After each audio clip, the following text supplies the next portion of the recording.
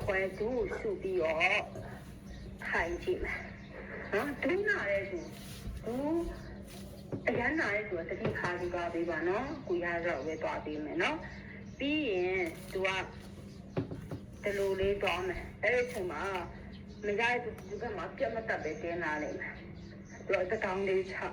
ခါအောင်တုံးပြီးပြုံးစီမလဲချဘူးပြုံးစီမထားနော်လက်အားကိုတုံးပြီးတော့ပဲတွားလဲလေးချက်ဒီလာတီအပမှာမခါနေရဒီလာကြလွတ်သွားတင်ပါကြလက်ချီရဲ့ကြောကြလက်ချီရဲ့ဒီမှာခါနေရလွတ်နေနော်ဒီမှာလွတ်နေအဲ့ဆိုတော့ခါကိုပြန်ဖြီရနဲ့တူရနော်ဒီမှာခါကိုပြန်ဖြီရနဲ့တူတယ်အဲ့ဒီတောင်ခါနာဝေဒနာတွေကိုတတ်တာစေဆိုဒီမှာမရတဲ့သူကအခုဒီတော့မှလည်းဆိုရင်သူအမှပဲထိုင်မယ်နော်မရတဲ့သူကဒီမှာခေါင်းအုံးကိုသုံးတော့မယ်မှာဒီလိုအနောက်မှာကိုယ့်ရဲ့ကြောယူအလဲမှာနော်ခေါင်းအုံးကိုဒီလိုကတ်ပြီးဟောအနောက်ကိုလဲချနော်လဲချလက်ကိုတတောင်းတတာကဲ10မိနစ်နေမယ်နော်ရှုပင်းရှုထောက်လေးနဲ့ထိုင်မယ်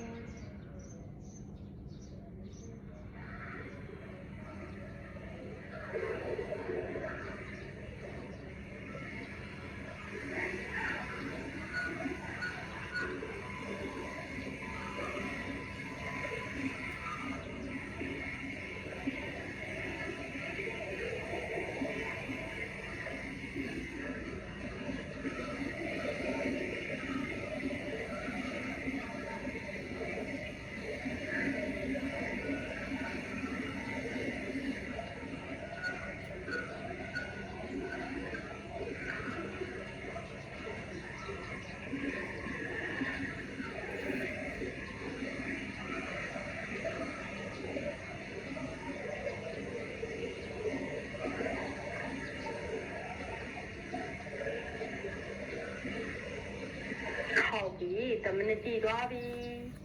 လက်ထောက်အောင်အသုံးပြုပြီးထားမယ်ခေါင်းအုံးမသုံးတဲ့သူပဲဖြစ်သုံးတဲ့သူပဲဒီမှာလက်အောင်တောင်အောင်အသုံးပြုပြီးလက်လေးထောက်ပြီးဒီချင်းထားမယ်နော်လုံးဝခါအားမသုံးရအောင်နော်ခါအားသုံးလိုက်တာ